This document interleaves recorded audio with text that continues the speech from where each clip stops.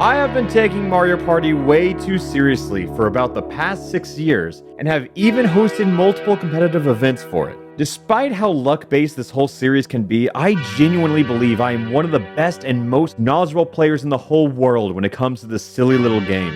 From grinding minigames to studying boards and even completing several difficult challenges within it, I have done it all. But ironically enough, the hardest challenge I've ever encountered was one that I failed several times, and it all revolved around Luigi winning by doing absolutely nothing.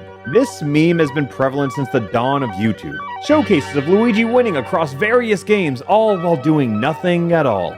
This challenge separates the game into two parts.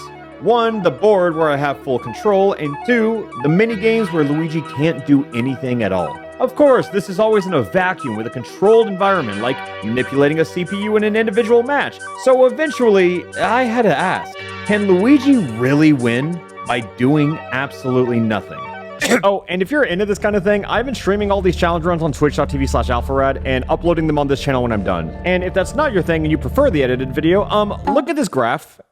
I mean, if I can be honest, you guys do a really good job of subbing, so I have to take these graphs from other channels. But hey, we can always use more, right? Anyway, thank you so much for the support. I just want to keep making fun videos. Okay, bye. In older Mario parties, this challenge would be a cakewalk due to more linear boards, generally weaker CPUs, and several other options to find coins and items. But I wanted to try this in Mario Party Superstars, as I felt like this had a difficult grouping of boards, little to no economy, and the hardest CPUs in the history of the series. I mean, they're phenomenal on minigames, have incredible board awareness, and they can sometimes cheat by using a custom dice to roll onto a hidden block and find a star. Across the 5 boards in Superstars, I decided that Yoshi's Tropical Island would be the best map for this challenge. I was hoping that it would all be possible if I just played for bonus stars. Of course, I could aim for a chance time on the last turn and easily win it all, but that wasn't the challenge I wanted to achieve. My goal was to genuinely outplay the hardest CPUs in Mario Party history with a limited economy, a sea of intricate knowledge, and a little bit of luck. For this is the story of how I won a game of Mario Party with Luigi by doing absolutely nothing. In my first attempt, the immediate question was, who are my opponents gonna be? Since the original Mario Party, all of the computer players have had unique personalities. I chose Mario as an all-rounder, Wario since he's more likely to steal coins than stars, and Waluigi as he's primarily only good at winning mini-games that I plan on losing anyways. The turn order was decided and I was moving third, which in my opinion is the worst place to move. But I didn't want to reset over something as early and silly as that. The first turn was incredibly tame with everybody landing on various blue spaces, and as you'd expect, Luigi lost the first minigame by doing absolutely nothing. The game immediately started becoming more divisive as Waluigi and Mario fled to the right island right before I flipped the star, which would also cause Wario to follow my lead in staying left. But unfortunately, he landed on a Bowser space, which triggered a horrific outcome of everyone losing 10 coins. It's not a huge issue for the computers, but as Luigi, 10 coins can take multiple turns to build back up. So I used my remaining 3 coins to buy a curse die and just got lucky as I was swiftly reimbursed from Bowser's financial damage. It's definitely hard to watch Luigi suffer this hard, as there's probably only a very limited pool of minigames that he could win by, again, doing nothing. With Mario crossing Bowser, the scary part of this map was starting to reveal itself. Boo. The computers are always programmed to steal from first place regardless if they end up taking stars or coins. The obvious strategy is to just stay within striking distance of first, but that's easier said than done in a game when you have such limited currency. Being just a few spaces away from the star, I needed 7 more coins from a minigame, which sounded unlikely until we got Winner or Dinner, a 2v2 coin minigame that Wario absolutely carried me on, which allowed me to get the first star of the game. But of course, it wasn't that simple. Given that I'm 3 spaces away from the star, I have an 80% chance of getting it this turn, that is, until Mario maliciously uses Curse Die to knock my odds from 80% to 33%. Simple turns like this can determine the entire rest of the game, and as fate would have it in this dire situation, the worst possible scenario revealed itself as the star vanished to the neighboring island. This run is hard enough with such limited economy, but with multiple menaces on the battlefield, the run is transformed into an Olympian gauntlet. Forcing everyone else to lose some to Bowser is nice and all, but these coins mean a hell of a lot more to me than they ever could to them. As expected, I lost nearly every minigame possible. Emphasis on nearly. Oh my god! We won our first minigame! But if I can be honest, the entire run spiraled after missing that untimely roll of the dice, as the whims of fate did not smile upon Luigi that day. But with bonus stars in play, I stood a chance. I'm gonna know if I won or lost right from this title.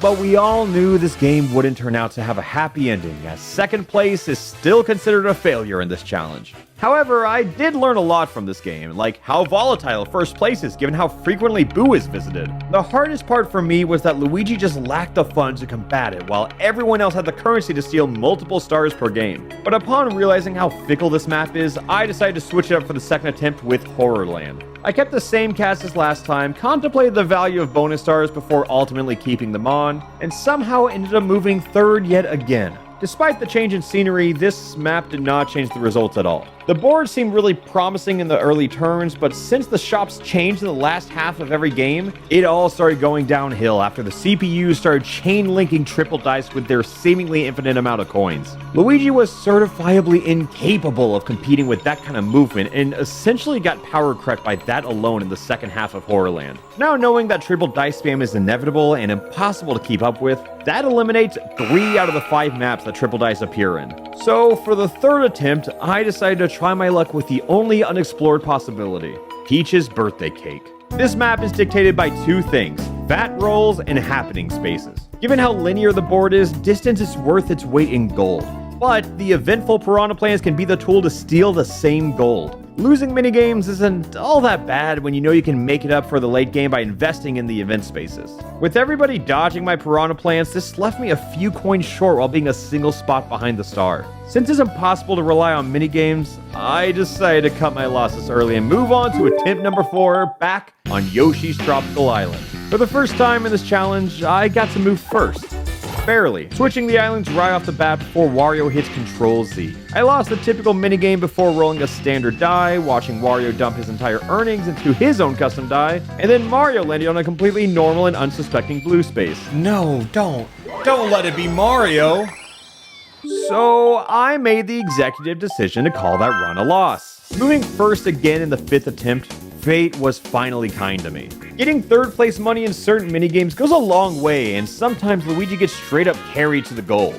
And all of these small instances allowed me to get the first star of the game. Wario tried to warp closer towards the star, but accidentally swapped with me and flipped it back to the left island. As hopeful as I was getting a second star, everyone was doing everything to prevent exactly that. After slow rolling and having yet another happening space landed on, I was 6 coins away from having the momentum necessary for solving this impossible challenge. I just needed to get carried in one final minigame. Come on. Don't commit, don't commit. What the fuck, guys? What was that? Waluigi just let it happen! Every run has a specific pinpointable moment where hope turns to despair.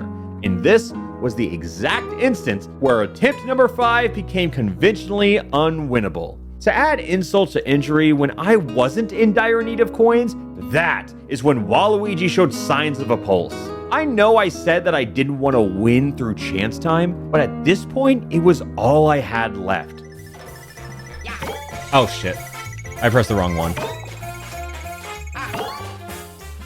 Oh well. And on turn 17, my final gambit was to warp right before the star, and of course, Mario prevented Luigi from winning entirely. Luigi lost this game by doing nothing. But the stats revealed an entirely different story. I secured multiple bonus stars, but they were simply just not chosen. At this moment, I thought it would be best to just turn off all the bonus stars entirely for attempt number 6 and beyond. But this was the run where the definition of insanity really started to ring true. I kept attempting the exact same challenge with the exact same gameplay and magically expected something to change. The hardships of CPUs have forced me to mold a more passive playstyle, but was that truly the winning strategy? I mean, it sure as hell wasn't for that run. So now it's 2 a.m. on a Saturday night, and I was desperate for a victory. I realized that I overestimated my own skills on the board, as I honestly expected this challenge to be 1, 2, 3 attempts max. So after getting beaten down time after time after time in this cursed attempt,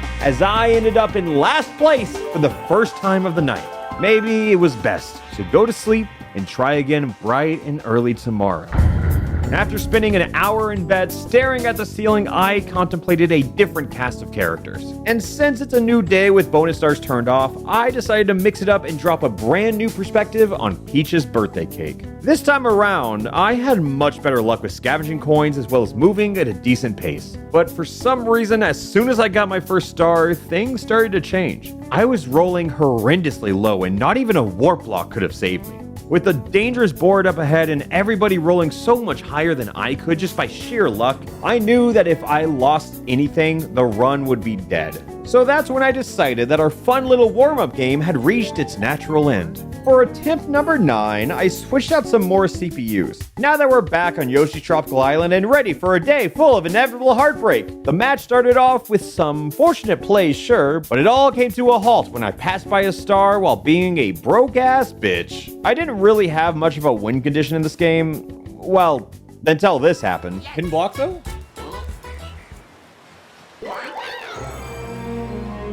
Dear God in heaven,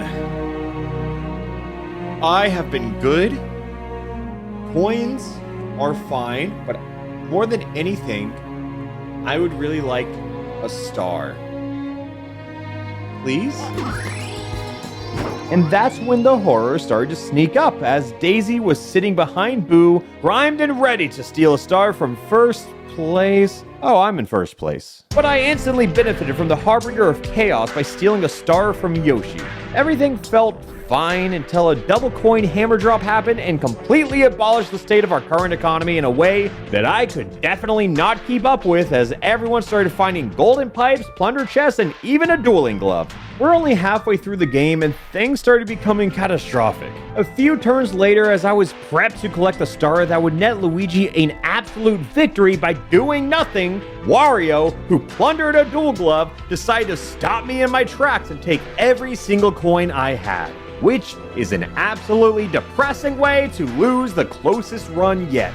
Despite missing out on the star, I still had 2 custom dice left with 2 Bowser spaces and a chance time on my path. In a desperate need of Bowser Revolution, which divides the entire board economy equally into 4, that did not happen. Even Chance Time, my final gambit, was an absolute blunder as it traded stars and coins of 2 random CPUs. I accepted my curse and moved on with a day full of depressing attempts. The 10th one was probably the most shocking game yet, where I found 2 hidden block stars and still somehow found a way to lose. Attempt 11 was riddled with simply not having enough coins to be an active threat at any given moment. And attempt 12 was the most soul-crushing game yet, as we lost to Rosalina by a mere 19 coins! All of these games were close, yeah, and it's all because I went back to doing what worked in the beginning. Playing reckless, playing aggressive, and playing for the highest risk imaginable. Despite having 12 full attempts cloaked in failure, everything would change as we started on a new day and approached lucky number attempt 13. So despite moving last, I was hopeful that this could finally be the end. Sure, moving first grants you the most control, but moving last allows you to play with the most information possible, and I think that's exactly what I needed. I know this is just turn 1, but this decision has proven to sway the entire game in the past. I ultimately decided to move the star to the left island since it prevents people from stealing stars at Boo, and instead just harmlessly gives money to Toad's shop. The first minigame wasn't too kind, so I passed on buying an item to hopefully find a few more coins before passing the star. I can't say that I was really expecting to win a minigame or anything. Somehow, this tank minigame always brought home second place money, and when you expect 0 coins, an additional 3 suddenly feels like a lot. With Yoshi and Daisy in position to lose coins to Bowser, I prepared to face my dues as the most unexpected thing I've ever seen in Mario Party happen. Wait, what? Wait, what just happened? I've never seen that happen before. Wait a minute, are you in last place? Oof, that's rough. I feel sorry for you, almost. I'm feeling generous today to take a few coins. I'm just a big softie, I know.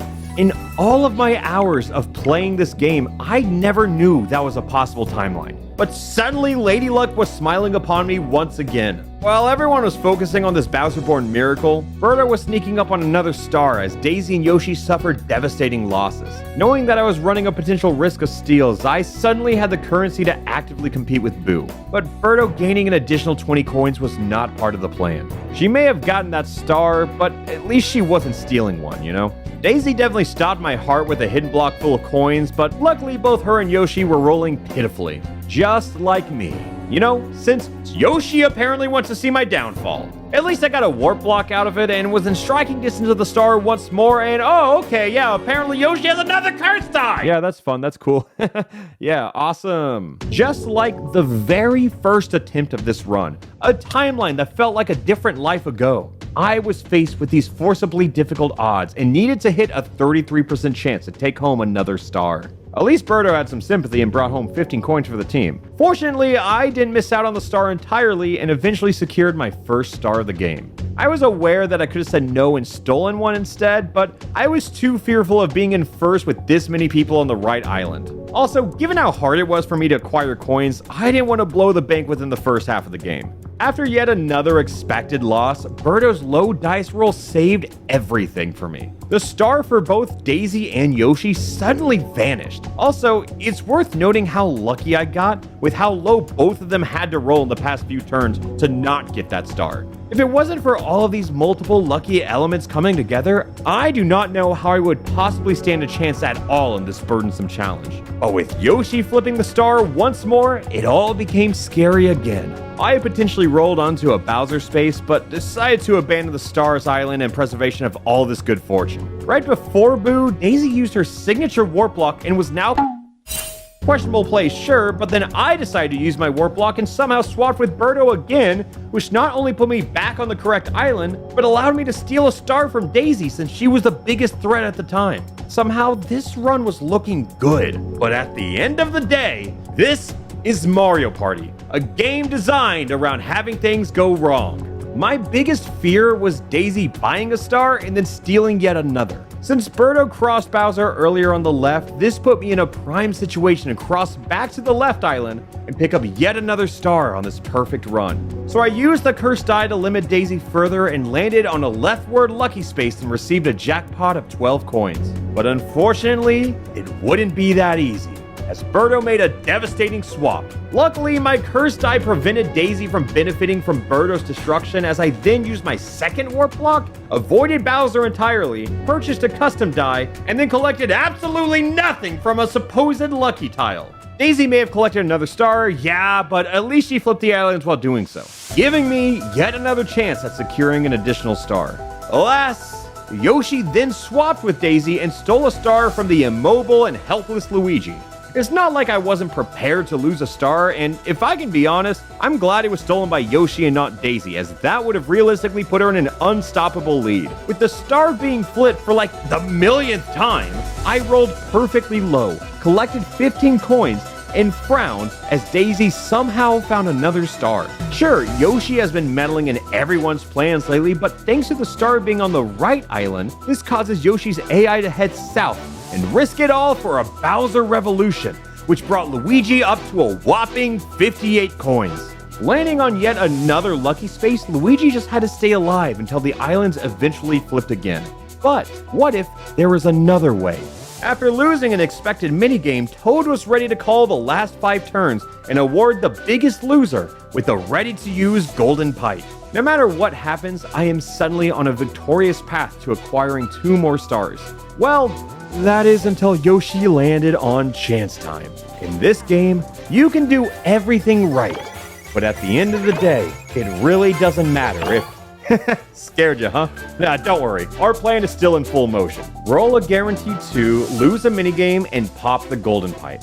And then to pass Boo in the same turn, you have to roll at least a 6. And of course, Luigi never misses those, as he buys his second star and follows up with Boo, who assists in a third. The obvious play here is to steal from Daisy, but when you look at the map, a new answer becomes clear.